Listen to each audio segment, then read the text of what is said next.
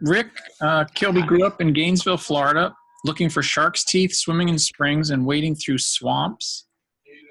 A University of Florida graduate, he has earned his living as a graphic designer since 1986 and has been self-employed for almost 20 years. Inspired by a trip to the Fountain of Youth in St. Augustine, he created a blog about the history and culture of Florida in 2008. His Old Florida blog now has over 880,000 views, and his Old Florida Facebook page is followed by over 58,000 people. So I'll just let Rick start and mute myself. And I'll read the questions in the chat. Leave your questions in the chat and I'll read them at the end. Okay. Thank you. Take it away. Should I take it away? I'm taking it away. So I have been involved with the SCA, I think, since 2002. I had it a minute ago. Now what's the deal? Oh, now who's that? Michael, you need to mute somebody. I don't know who that was. Anyways, I went to the Reno conference and it was kind of a life-changing experience, and presenting papers helped really kind of open up the path for writing for me. It seems like I'm co-presenting. If you're not muted, I will say to everybody out there in SCA land, please mute yourself. There's a little button on the bottom left. You can do that. Okay. All right, we're going to start with some geology. Just pretend that I'm Professor Kevin Patrick, and we're going to start with geology and a little bit of geography. So if you don't know about Florida springs, we have over 1,000 freshwater springs in Florida. It's the largest array of freshwater springs anywhere on the planet. And they are all fed by the Florida aquifer, which stretches over 4 or 5 states. It really doesn't go into South Florida like it shows here. But the light blue dots on this map, you can see those are freshwater springs, and you can see it's mostly in the northern half of the peninsula in the panhandle part of the state. No, That's not the right thing. yeah. That's not it. Anyways, so if you were imagine a line that's I-4, because I-4 stretches from Daytona, where that on the right side of the peninsula, to Tampa Bay, there's really no springs of any consequence below that. So I'm going to talk about the springs in the center part of the peninsula, and I'm really 7 springs. One of them is in the Panhandle. That's Wakulla Springs near Tallahassee. Ponce de Leon Springs is near DeLand. San Lando Springs is between Sanford and Orlando, hence the name San Lando. Silver Springs is near Ocala. Rainbow Springs is less than an hour away in Denellen. Homosassa Springs is between Rainbow Springs and Weeki Wachee. A little bit more geology. Here's how a spring is made. When rainwater falls on the ground, the whole underside of the state is limestone. It's karst topography, as it's called. And so the limestone sinks into the earth, and the acid in the water actually carves out cavities. And when the ground is low enough and the pressure from the water is high enough, that's where a spring is formed. And you can see it on the left side of the map over here. And if we were to do a giant cross-section through the state, this is what it might look like. It's kind of like Swiss cheese, and all the little pockets in the Swiss cheese are full of fresh water. And when the cheese bubbles up, that's a spring. This is actually a model, and it's kind of a crappy picture. I apologize for that. But this is what it looks like inside one of those pockets. Supposedly, I've never been down there, and I never will go down there. You can park a 747 in some of the caverns. They're that vast. And you can see the limestone there. That's the karst topography that allows the water to seep in. It takes a very long time for the water to seep through the limestone, but there are places below the earth where the water gets there quicker. They're called sinks, and that's where water goes in and sinks right directly into the aquifer. So basically, this is a pristine Florida spring. You can see the cypress trees in the background. To make it very, very simple, a Florida spring is a hole in the ground underneath the water. So the question for today is, what do you do with a hole in the ground under the water to make it into a roadside attraction? Well, you have 2 choices. You can go under the water and try and make things look better. You can try and make it visible, easier to see. You can see the fish, and you can try and enhance what's below the surface, or you can add stuff above the surface. So below the surface, we have mesmerizing mermaids. Above the surface, we have water skiing elephants. Now we got the geology out of the way, we can do some history. I want to start with St. Augustine because St. Augustine is the oldest settlement in North America that's been continuously occupied. The joke among historians in Florida is by the time the Pilgrims landed, St. Augustine was ready for urban renewal because it was settled in 1565 by Pedro Menendez. So it's logical that tourism in Florida starts in St. Augustine. So this is a map, and the north side is actually on the right. And you can see all the development is between the Sebastian River and the Matanzas River. So one of the early pioneers of tourism in Florida was a guy named John Whitney. He was the grandson of Eli Whitney, who invented the cotton gin. And he ran the newspaper, he had tourist attractions, and he was a developer. So he was trying to sell houses in a development called Ravenswood. And he needed something to try and get people on the other side of the Sebastian River because they normally had no reason to go there. So the story goes, there was a small spring there, and he erected this tower, and he tried to get people to visit, and really he was trying to sell them lots to try and get them to buy houses, and they would give them a glass of water from the spring, called it the Fountain of Youth for a nickel. This is not the Fountain of Youth attraction that still exists today. This one only existed around the late 19th century, probably 1880s, 1890s. The story goes, in this small spring, one day they found an alligator there, and they took the alligator out of the pen, and they noticed everybody loved seeing the alligator. And so they started bringing in more alligators, and before they knew it, more people were interested in the alligators and the animals than they were in the spring itself. And eventually, the alligator attraction outgrew the Fountain of Youth, so they moved it back closer to the Atlantic Ocean on Anastasia Island. And eventually it morphed into the alligator farm that is still there today, all these years later. And they enhanced it with another attraction called the Burning Spring.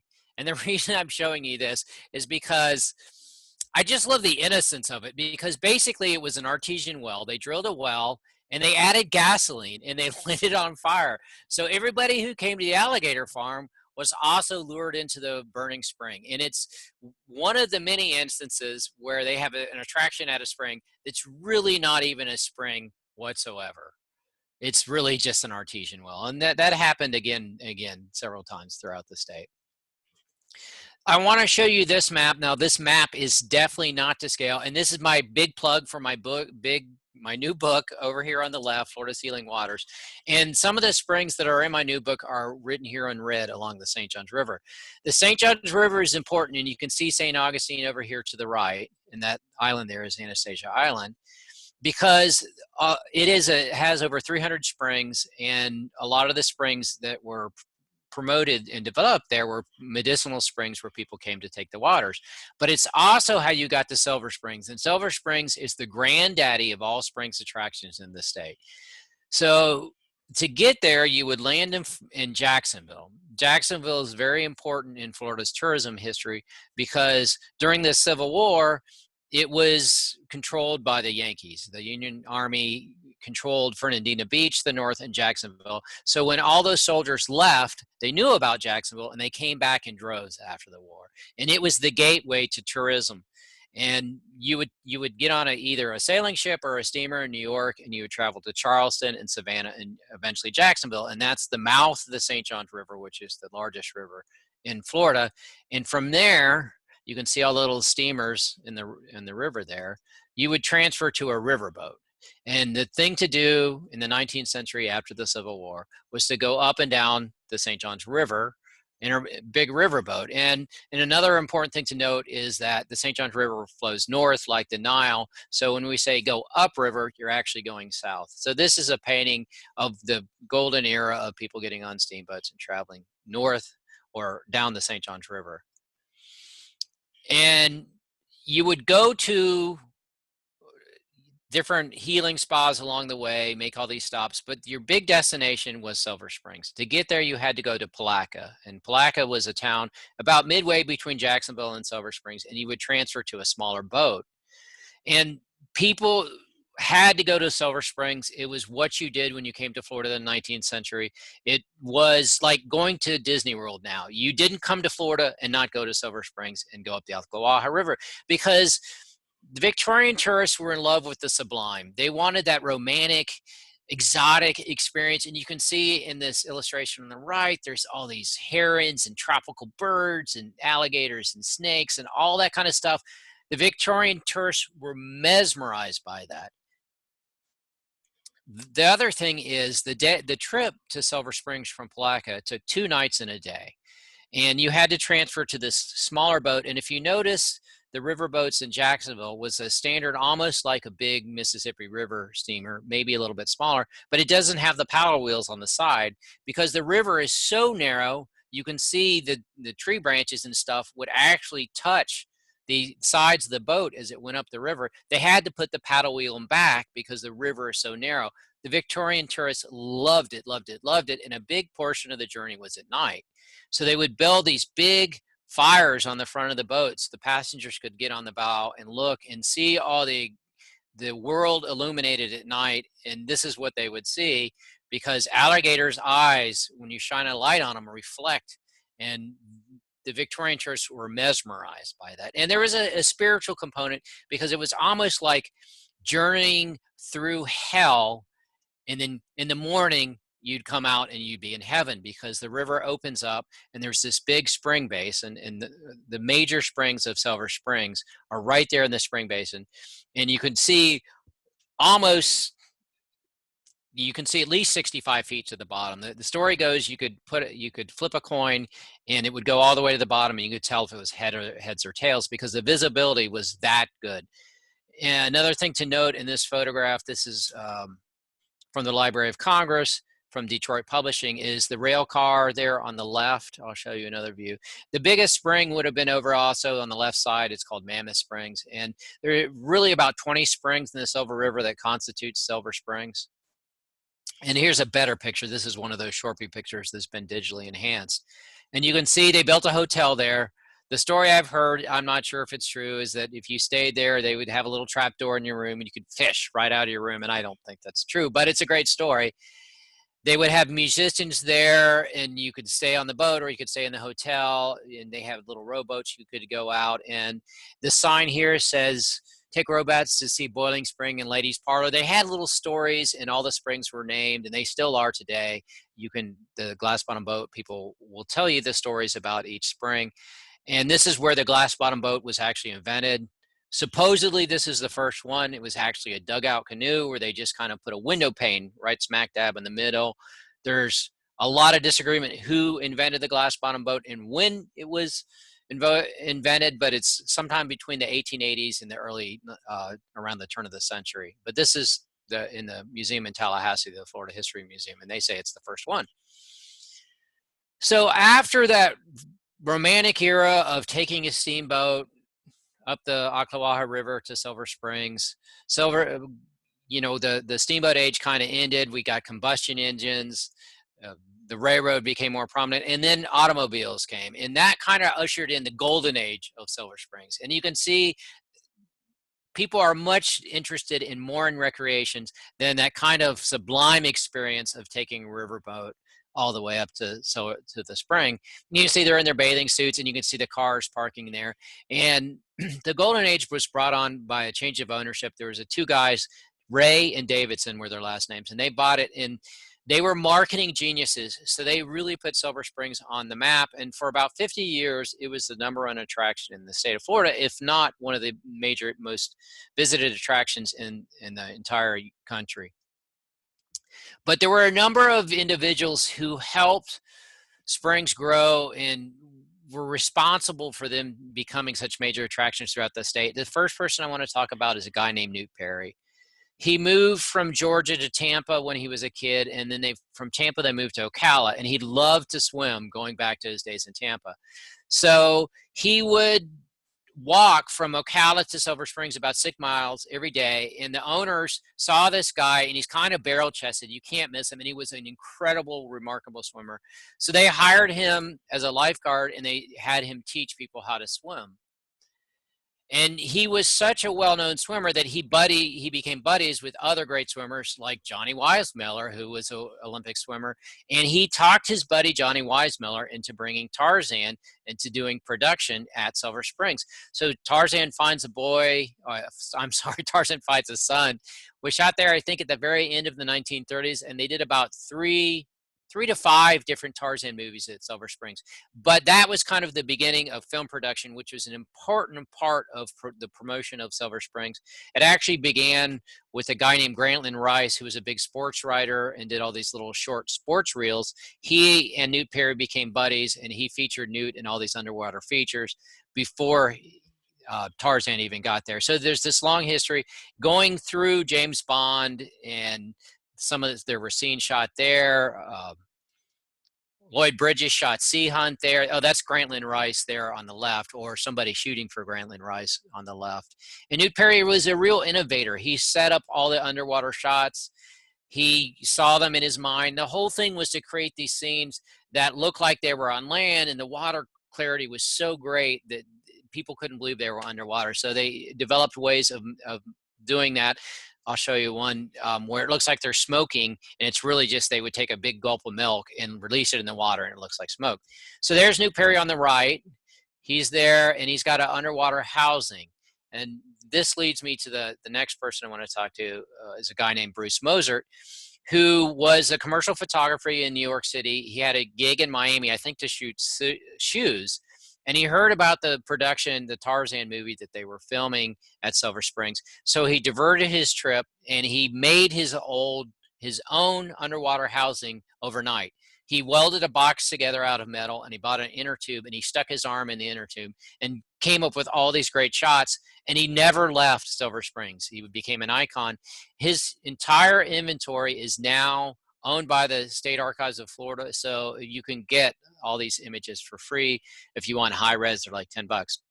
But this is a typical Bruce Mozart shot, and they would send these to newspapers all over the country, and they would run them, and it was like free publicity for Silver Springs. Unfortunately, Bruce passed away, I think maybe 4 or 5 years ago. I was fortunate enough to get to meet him. He still had a studio near Silver Springs, just packed full of stuff. And we went out to lunch, and on the wall at the restaurant was a picture he took of Esther Williams. Esther Williams filmed a movie called Jupiter's Darling at Silver Springs. And he had all these great stories about Esther Williams and people like that. And he's another one of those pioneers who really put Springs on the map in Florida. This is another one of his shots.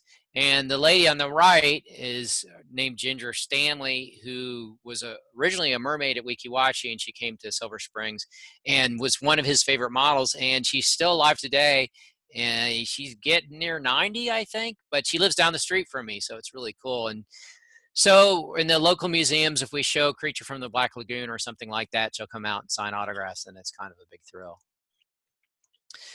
One of the less happy parts of the story of Springs in Florida is that you have to understand that Florida was very much a part of the Jim Crow era in the South, and segregation was prevalent. So the golden era of roadside attractions is really the golden era of white roadside attractions, because African Americans could not go in them, with the one exception of Paradise Park. Ray and Davidson were, the most important color to them was green, so they saw an opportunity, and they created a separate park for African Americans just upriver from Silver Springs. And the same glass bottom boats would go back and forth between both springs. It was very popular. They brought tons of buses and had picnics and all sorts of social events, and did very well for them financially. And it only closed down after the segregation era ended and African Americans could go in the main part of Silver Springs.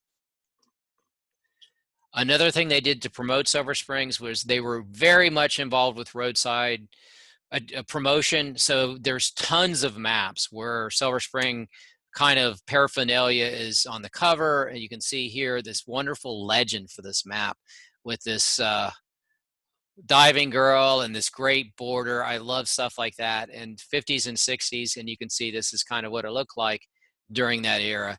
Another thing they did is they had these mileage markers, and they put them in hotels all the way up north, and supposedly They had billboards all the way up to Maine along US 1. But each of these had to be done individually because the miles differed. So it would tell you the miles, for example, from Montgomery, Alabama, 388 miles to get to Silver Springs. The story I've been told is that you could take these and alter them and use these for illegal gambling.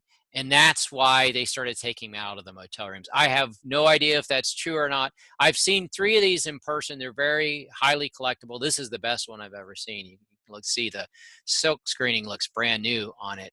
But if you see one of those and have an opportunity to buy it, do it because they're very collectible. This is kind of how Silver Springs looked when I was young. This is what I remember. There's all these side attractions in addition to the spring. And that goes back to what I said earlier to start the talk with. You know, you can enhance what's below the water, but you also need to enhance what's above the water if you're going to keep tourist attention. So there was swimming there, and that's kind of controversial. You can see this diving platform right here. They are talking about allowing swimming again at Silver Springs.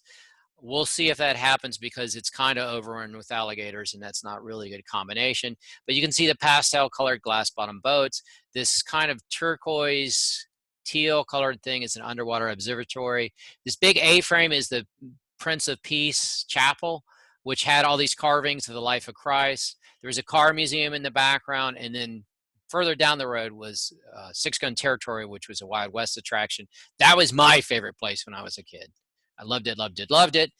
I found this postcard yesterday, and I loved it so much because I love the colors of the glass bottom boats. They're not that colorful now. They're green and white. But you would never want to do this now because there's so many alligators. It'd be like you'd definitely lose a finger if you tried this. Don't try this at home. This is actually my mom in the foreground and my grandmother in the background at that underwater observatory. I wish they still had it. I don't know if it leaked or what. It was very cool. But they had all these other side attractions inside or very close to this, the main Silver Springs. Ross Allen was one of Newt Perry's best buddies. I think they were teenagers about the same time, and he loved catching snakes. The story that I've been told is that he had this car full of snakes, and he showed up one day and demanded that they rent him space to show him snakes. But he turned out to be a big conservationist, and he actually had a Seminole village there with Seminole Indians who moved from the Everglades up north and lived there year-round. This is Ross Allen, who is doing the famous trick. They still do it at Gatorland today, where supposedly you rub its belly and the alligator goes unconscious. What really happens is there's a little space in the alligator skull between the brain and the skull. When you flip it over, the brain hits the bottom of the skull and it gets knocked out for a few minutes. But they still do this trick today. Here's Ross here. He's saving this beautiful maiden from this taxidermy alligator. Here he is on the left. One of the interesting thing is he would get all the venom from the snakes. He would milk the snakes. And during World War II, they shipped it all overseas to the Asian theater of war, and most of the anti-venom that they used during World War II was stuff that came from Ross Allen. And he would also doubled for Tarzan. So if there's scenes in a Tarzan movie where you see him wrestling a crocodile or an anaconda or something, that's generally Ross Allen. And he had a long career. He eventually sold out.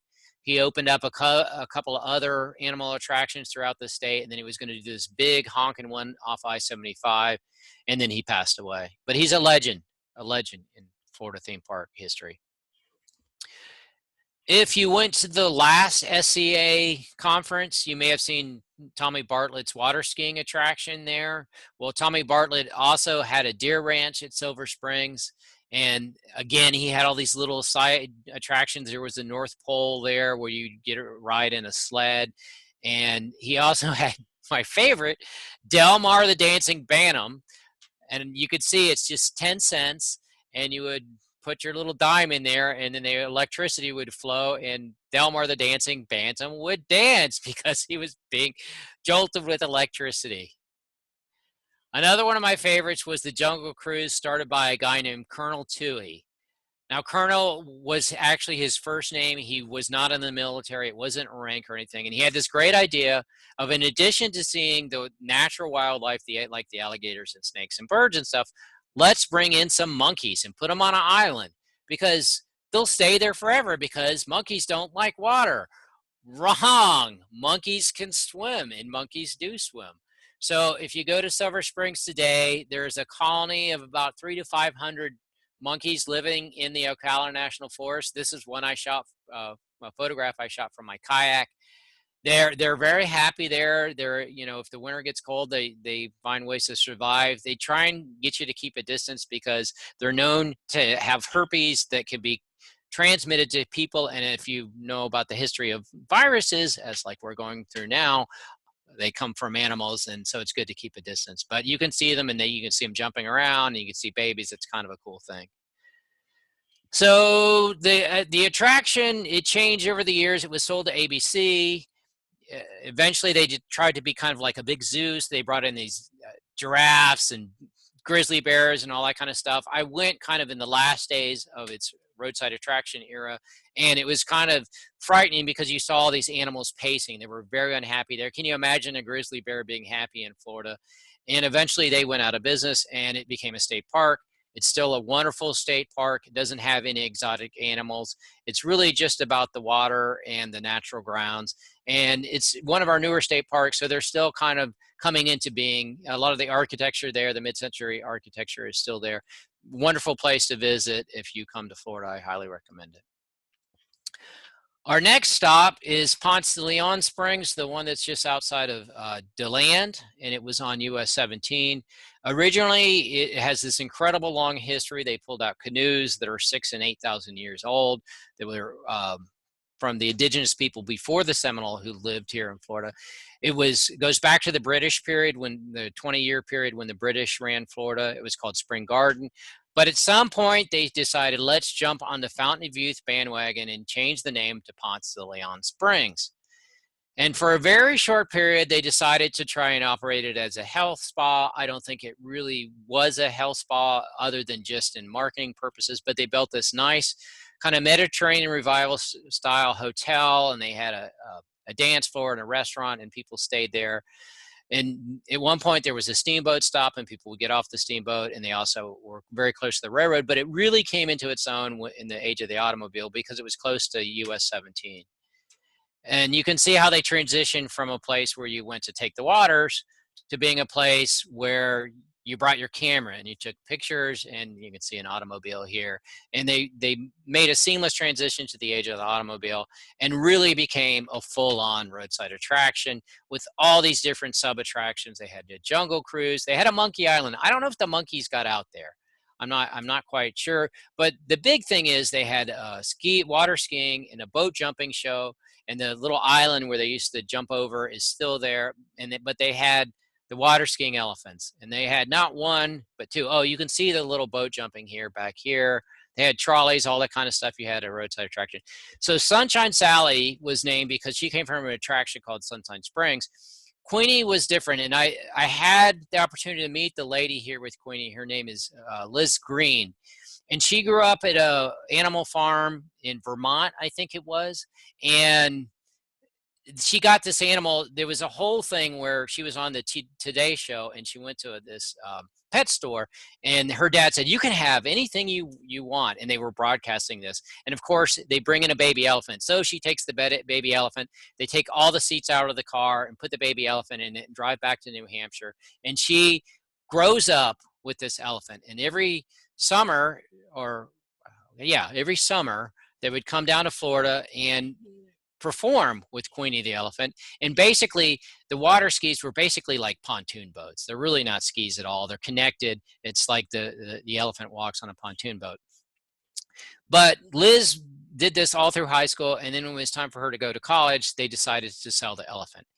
So about 40 years after they got rid of the elephant, Liz decides to look up Queenie, and she finds Queenie in a Valdosta, Georgia animal farm, and she goes to see Queenie, and the lady who runs the farm says, be careful, that's a very aggressive elephant.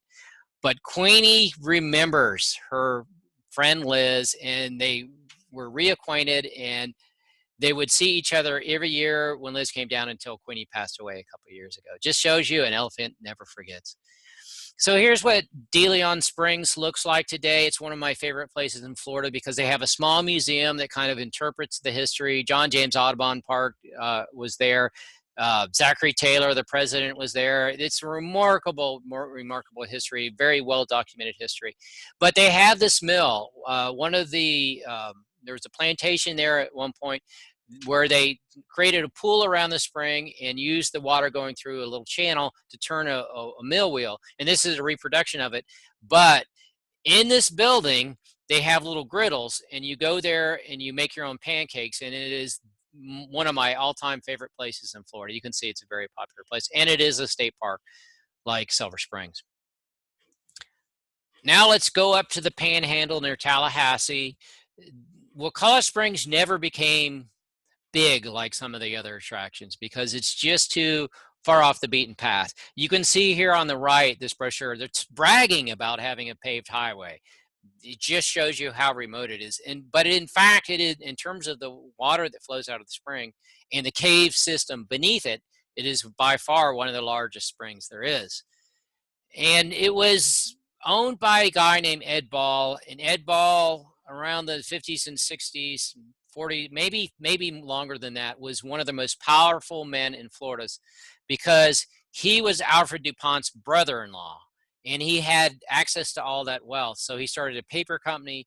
He owned the largest bank in Florida. He owned the railroad. He owned just about everything. So he basically did whatever he wanted. So he bought Wakulla Springs, and he decided to build a lodge there. And you can see on this, it's a peace and quiet reign supreme. At first, he didn't want people to go there, but eventually he made a very smart move, and he hired Newt Perry, and Newt Perry brought all his underwater hijinks to Wakulla Springs, and it kind of became a bigger attraction. He brought some of his underwater photography and some of the film work there. They did some filming there, including stuff during World War II. They did a reel there. There were Army bases nearby who did training there, and they filmed a movie there about preparing for Normandy. And actually, the movie that was filmed there won an Academy Award, and you can see the USO and the soldiers there. So Newt Perry got there right at the end of the 30s, maybe 39, 38, and was there through World War II. And he worked on a lot of his technique for underwater breathing. And you can see he built this kind of diving bell apparatus here, and he's fishing in his diving bell. And here's the one I was telling you about, where in order to make it look like smoke, they would take a mouthful of milk and then release it underwater, and it's supposed to look like smoke with the old cowboys and Indians photos.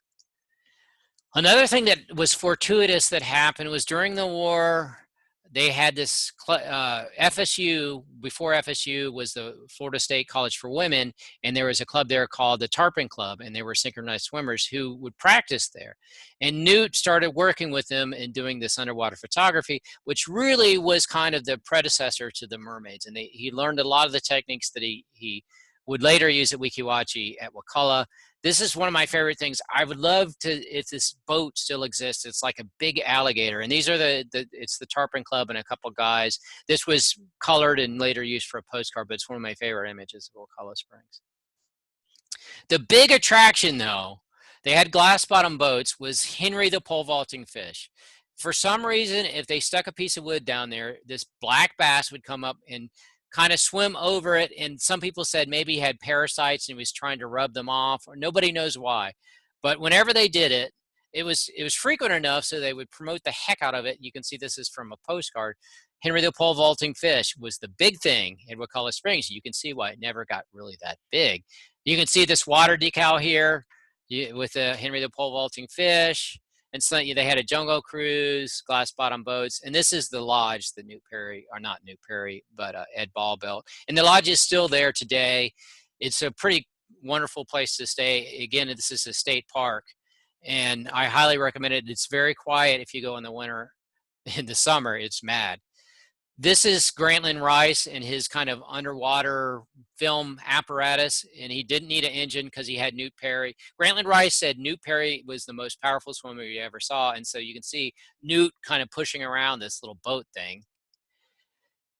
There's a great story, though. Rico Browning was a lifeguard there. He was a student at FSU, and the movie studio, Newt was trying to talk the movie studio into doing Creature from the Black Lagoon there. And they came to scout, and Rico Browning showed them around, and they did some test footage, and they had Rico swim, and they loved the way he swam. So they asked him to play the creature in all the diving shots. So this chance occurrence that he would be the guy led to this whole career as a stuntman and in film production. He actually ended up writing Flipper, the TV show, all because he happened to be a lifeguard at Wakulla Springs, and the guy's name is Rico Browning. This is what Wakulla Springs looks like today. So you have the quiet lodge that doesn't even have TVs in it, and you have this diving platform just full of teenagers.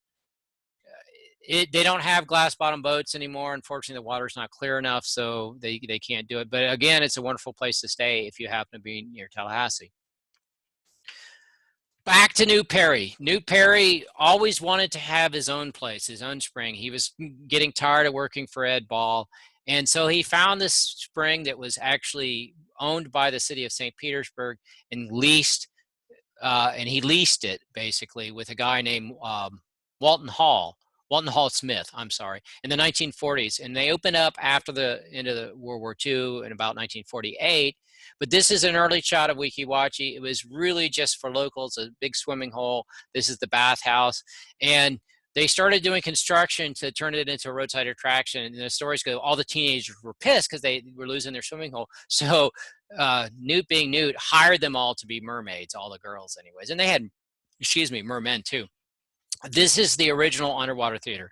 So again, you have to have stuff above the water and below the water. So this was Newt's biggest idea, was to have an underwater theater where you could sit underneath the water and see what was going on because the water was crystal clear. But you can see it's pretty scungy. I think they only had 10 or 15 seats, and it was so primitive that they didn't even have an AV system. Newt would have to stand behind them and narrate the show.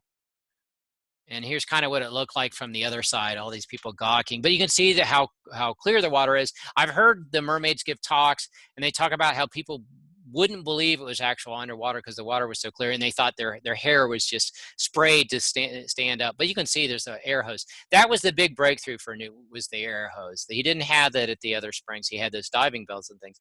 But he kind of developed that at Weeki Wachee. So originally, it was Weeki Wachee, one word, and nobody could pronounce it, so they broke it into 2 words. And so that's how you can kind of date things, all the ephemera from Weeki Wachee. This pose here is called the Adagio pose. It's kind of like ballet or something, but it was developed by the mermaids, and it became kind of their signature number, and they use it on all the promotional materials. The other thing is, originally, before it was called the Spring of the Mermaids, they called it the Mountain Underwater. And because you can see this big kind of limestone cliff behind them, and that's really what they promoted heavily. Film production came to Weeki Wachee because that was Newt's thing. They filmed a movie called Mr. Peabody and the Mermaid, and they spent thousands of dollars developing these latex tails. So Newt was all over that. He had such a nose for promotion. So he made this tank, and they brought it to Tampa, which is, well, if you went to the SCA tour a couple years ago, maybe an hour from Weeki Wachee. And the story goes, they had their mermaids do that, and to gather all this attention, that the water from Tampa, the city water they filled the tank with, was so brown and disgusting, the mermaids would not even get in the water at all. So they had to take a tanker truck up to Weeki Wachee, fill it up, and put Weeki Wachee spring water in this in order for the mermaids to feel comfortable in the water. But this was kind of where they got the idea for the mermaids to wear tails. So you can see in this promotional piece, this is Nancy Tribble, who was the double for the star of Mr. Peabody and the Mermaid, and she's wearing her very expensive latex tail there. And at the top, you can see the outside of the underwater theater. It was recently renovated, and it has kind of a scalloped edge. And this was they did this at Silver Springs. They did this with Wakulla, but eating underwater and drinking, what's it called? It's not knee heights. Grapehead, I think is the name of the drink, was his signature move at Weeki Wachee. And it really got to be kitsch central and went over the top because ABC Studios or ABC Paramount bought Weeki Wachee and they sunk a ton of money in it. So they built this, you can see, remember before it was just one row of people with Newt standing in back. They built this beautiful $1 million theater to view the mermaids, and it could hold about 500 people. And that's the one that's still there today and was recently remodeled. But then they started incorporating all these exotic storylines, and you started seeing these fiberglass sets like this castle here. This is obviously a luau, so they got this little pig and then the seahorse here. And they would take the props, and when they were done with them, they will leave them outside so people could play with them and take selfies and stuff before the age of selfies. But just like Silver Springs, they decided they had to have stuff above the water to keep people interested. So there was a museum in Colorado Springs. Then they had a branch here, basically a bug museum. They had an orchid museum as well. I'm not sure how long this lasted, but they moved the Hercules beetle back to Colorado, so you can see it if you go to Colorado Springs. It's still there. I love these mermaids sitting there under there. They also had a fake steamboat, and basically you could see it's not even close to looking like a real steamboat. And there was a couple springs where they did this, kind of a tip of the hat to the origins of the steamboat, and I kind of like that they do that. And that's not there. They do have a jungle cruise today, but it's not on a steamboat, unfortunately. The other thing they did is they had a tram trolley kind of ride, and they made it look like a stagecoach because there was constant stealing between all the attractions in the Florida that era. So they had Six Gun Territory in Ocala, so let's do something Wild West here. And it would take you, they had this cowboy driver here, and it would take you to the Seminole Village, which didn't actually have Seminoles in it, but just had the chickies, which is what you call the little Seminole buildings. Today it's a state park again. It's one of my favorite state parks. It is perhaps the kitschiest state park anywhere. The mermaids are state employees, kind of like rangers, and they have a moldorama. I don't know if you can see my moldorama, which is one of my favorite things. The water quality is not nearly what it used to be, which is kind of a theme all over Florida. So many people have grown here, and then so many people fertilize their yard, it ends up soaking into the aquifer and coming up in our springs, and all this algae grows, and it's not very pretty. But it's still a remarkable place to go. I highly recommend it. Oh, this is the theater. You can see it's in the process of restoration. They had flattened out the top of the roof, and now they're going back to the kind of scallop shape that they had at mid-century. Next one is Homosassa. So Homosassa, I think it's 19 or 98. Maybe it's 19 and 98. You go up north from Weeki Wachee, and it's not too far from the Gulf. And it originally was called Nature's Giant Fishbowl. It was owned by a guy named David Newell, and David Newell was the editor of Fields and Stream magazine. He was a professional fisherman, and to him, the most fascinating thing there was all the fish, because you would have freshwater fish and saltwater fish, and it was just incredible to him. So he built this little underwater observatory and tried to get people there to see the fish, because, you know, again, you have to have a way to see beneath the surface. So it was kind of an underwater walkway more than anything else. This is, to me, is one of the ugliest postcards ever, because my eye immediately goes to the ashtray sitting there on the ledge. You know, instead of all these remarkable tropical fish, somebody had the stupid idea to leave the ashtray there. Maybe they were advertising that you could smoke there. Eventually, they built kind of an underwater floating pavilion, I guess you would call it. I'll show you a picture of it from the outside, and it's still there today. This is kind of the era I remember from the 60s or 70s. These are pompano, I think you can see there. This is what it looks like today. Again, it's a state park. I mean, the Florida is blessed to have this wonderful wealth of state parks that are vintage attractions, and you can see just the ton of fish there. And this is where they bring manatees to rehab. So you're kind of guaranteed to see a manatee there, which is, you can't say that really about any place else in Florida, except for during winter when they have to go some places to stay warm. So the other thing that happened at Homosassa is they had to have something above ground for people to do. At one point, they had a deal with Ivan Torres Studio, who did the Gentle Ben show and Flipper, and Rico Browning worked there. And they had this huge collection of animals that they used in their film production and TV production, and they would travel them all around the country. But in between jaunts around the country, they would stay at Homosassa. So that's what they did to get by. So they still have the hippo on the top right. That's Gentle Ben on the left. Gentle Ben was there at Homosassa for a while, but Lou the hippo is still there, and Lou the hippo is 65 years old or something. And they still have the tradition. They don't have the exotic animals. Now they bring animals like red wolves and whooping cranes and all these incredible indigenous birds that are native to Florida there, and rehab them. So it's a great underwater, or I mean animal attraction, if you're into that. Rainbow Springs, further north from Homosassa, just west of Ocala and Silver Springs, was originally called Blue Springs. There are so many Blue Springs in Florida. That's another thing about springs. They're constantly changing their name. So Blue Springs, the name wouldn't work if you wanted to develop it, because people would always be going to the wrong place. So they rebranded themselves as Rainbow Springs.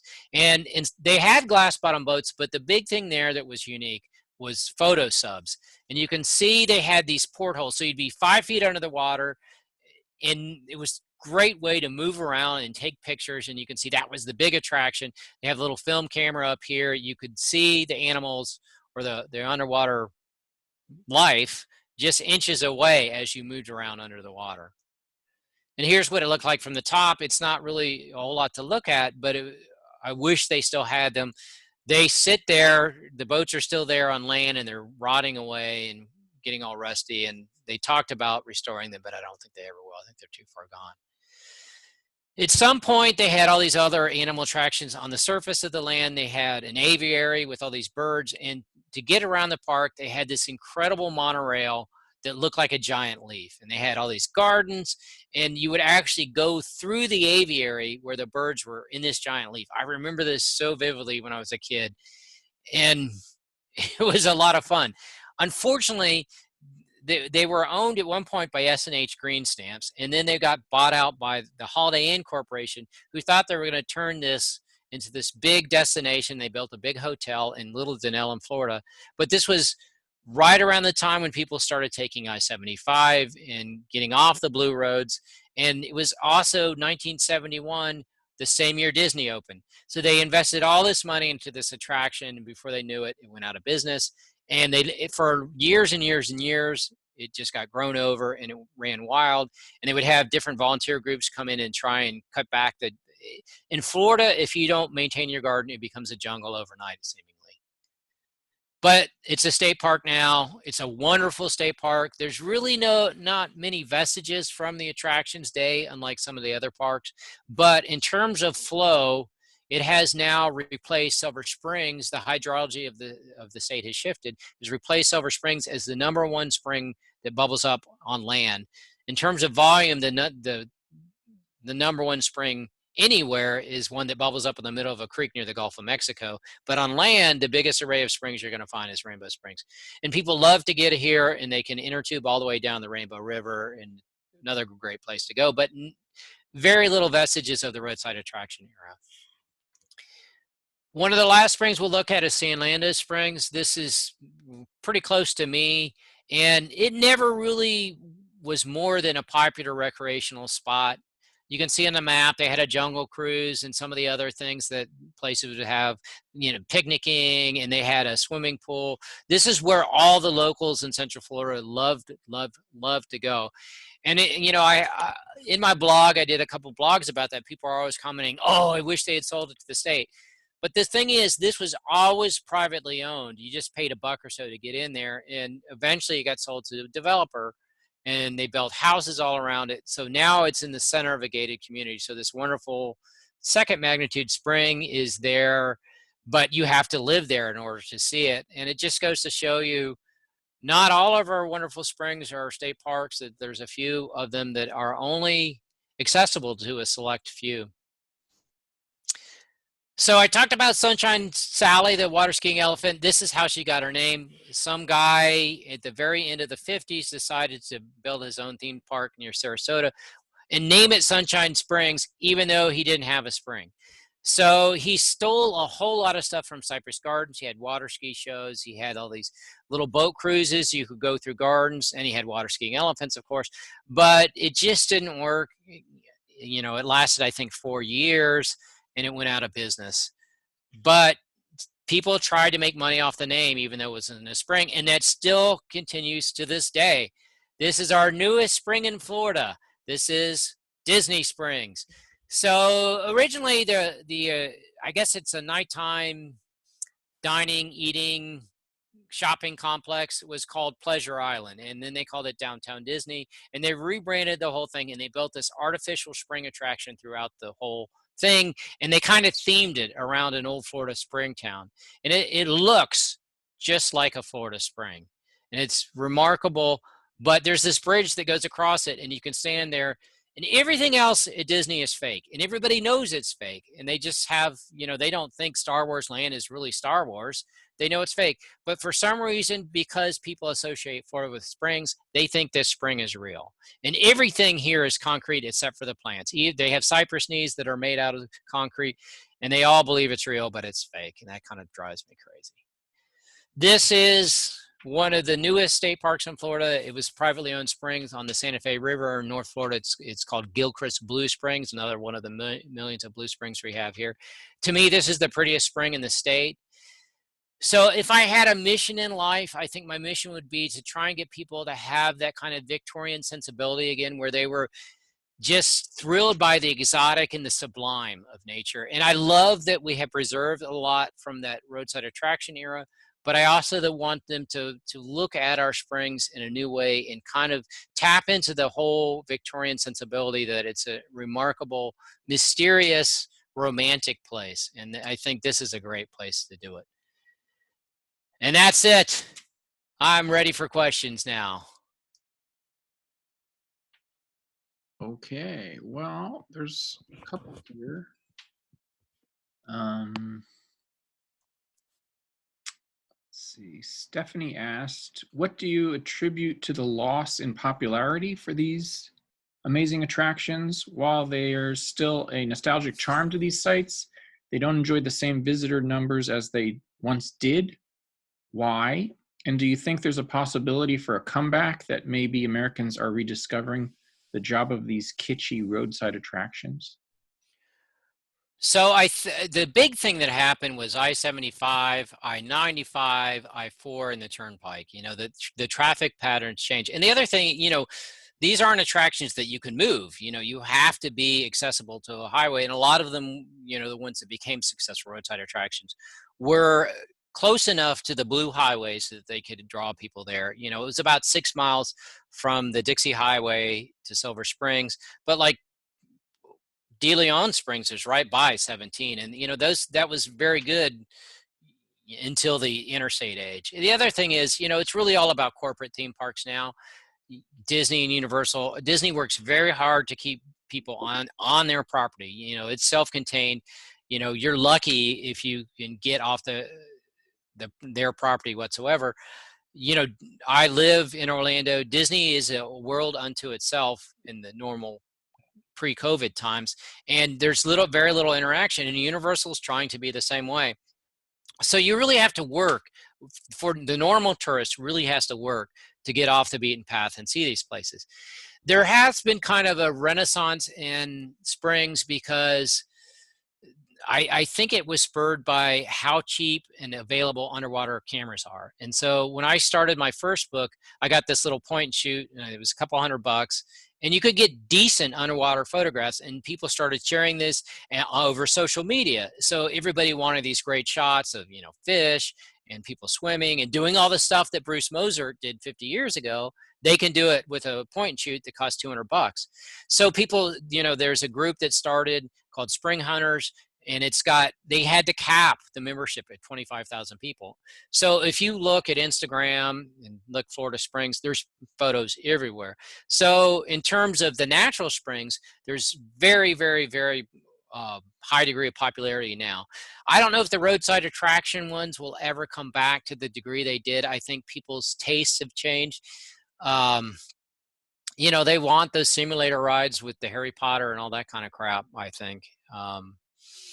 But I sure wish they would. I mean, there's always going to be a segment of that population who's into heritage tourism who's going to seek out places like that.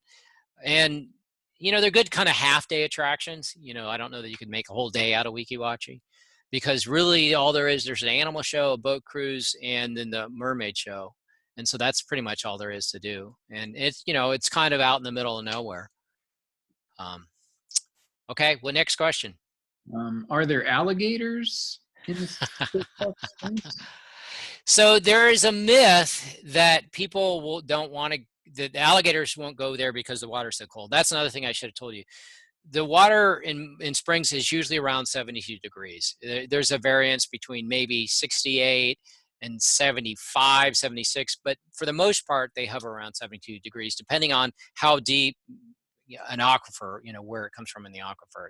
The deeper it is, the colder it's going to be. So there's a myth that alligators don't like the cold temperature, but that is not true. And I know of at least 2 instances where people were attacked by alligators in spring runs and killed.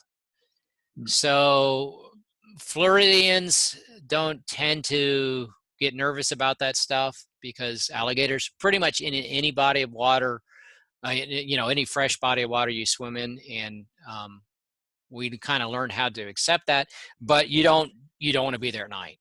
And in one of the cases, somebody was swimming in a spring run at night, and you just don't do that, because it's too easy for you to be mistaken as prey. So didn't Weeki Wachee come very close to shutting down 20 years ago or so, and what saved it? yeah, it did. Actually, all of these places came pretty close to shutting down. You know, the business dwindled and the business dwindled, and I think there was kind of a big movement to save it.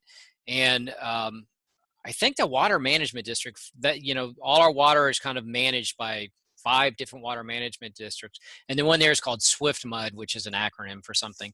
But I think they got ownership of it somehow, and were able to save it. And I think they still manage it, but it's part of the state park system. So making it a state park really saved it. So the other thing that's interesting about Weeki Wachee is they wanted to have a roadside because it's so out in the middle of nowhere. So they incorporated a town around Weeki Wachee, which really the only people lived there were the mermaids. And at one point they had a little mermaid village for them to live in.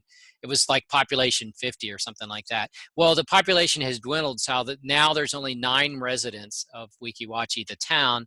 So they recently lost their incorporation, so it's no longer a town, so they won't be able to have those DOT road signs that they used to have. But it was saved by becoming a state park. And, you know, people love these old, you know, the Floridians, they love these places. And I think their love for that kind of gelled the politicians to act and to acquire it and buy it. Well, that's a good segue into the next question. Speaking generally, how is the conservation battle going for these incredible natural resources? It's challenging. You know, the state is really dominated by one political party who doesn't really appear to have much interest in conservation, and that really are growth. There was a whole lot of awareness in the condition of our springs. Most of them have been degraded by some extent. The aquifer, you know, so many people have moved here to Florida. 1,000 people a day move to Florida, at least in the pre-COVID days. And they all get their water from the aquifer. So there's like all these straws, and the less water that is coming into the spring, the more likely it is to be impaired. So there was a lot of awareness of that. So they passed some legislation, but the legislation really wasn't enough money, and it really didn't do the right things. So it's an ongoing battle. And, you know, there's this whole idea that you have to have this perfect St. Augustine grass in your yard and fertilize the heck out of it to keep it green all the time. And the fertilizer ends up seeping down into the aquifer and releasing nitrogen and phosphorus into the spring, which encourages algae growth and makes it gunky and nasty. So it's a constant struggle. A lot of my talks I do are for environmental groups, and I talk about the health of our springs, which are kind of lousy right now. So it's a struggle, and I don't know that will ever change until the political situation changes in the state. Someone asked, are there Florida springs which have not been impacted by pollution, overuse, etc.? Are any of these accessible to the public? It's a matter of degrees. There's a organization called the Florida Springs Institute, and they would say none of them have not been impacted, but some are in better shape. The ones in the Panhandle, because there's less population in the Panhandle, seem to be in better shape. But what they do have is agriculture. Agriculture is big in impact in certain areas of the state because they suck up a bunch of water to grow stuff, and then they put fertilizer on it, and it's really, really bad. But there are some really great looking springs up in the Panhandle. So if you were looking for a pristine spring experience, that's where I would go, up in the Panhandle, the northwest part of the state. And then this is an extension of the question about the conservation of the natural resources. Is there an effort to preserve the architectural resources of these special places? That is a great question. That is a great question, because that's, in my new book, there are a couple places that were healing springs where they built these spa facilities and they created these pools around them. And there's maybe 4, 5 places where the pools still exist that are kind of vestiges of this 19th century time where people would come to Florida to take the waters. And that's one of my goals, is to create enough awareness that people take care of them, because they're in horrible shape. At one point, there was one called Hampton Springs, which is what's called in the Big Bend area of Florida, where the Panhandle meets the peninsula. They were so concerned about liability at the spring, they filled it in with concrete, and because it's in this kind of concrete partition pool, and everybody loves to swim there, and it reeks of sulfur. That's the other thing. A big difference between the springs in my new book that were healing springs and these big ones that turn into roadside attractions is the roadside attractions one don't generally stink, whereas the smaller ones that were turned into spas reek of sulfur or minerals and things like that. But so this Hampton Springs, they filled in with concrete because they were worried about somebody, breaking their neck and suing the county. So there was such an outcry, they ended up coming back, bringing in the tractors again, scooping out all the concrete, and they just put a fence around it. And then the good old boys come with their pickup trucks, and they pull down the fence, and the county is always restoring it. But in terms of the mid-century one, there's a nice, the buildings at Silver Springs were designed by an architect named Victor Lundy. He was one of the Sarasota School of Architects that we studied on the conference we had here. And there's awareness that he's an important architect, and there's kind of a interpretive sign about it.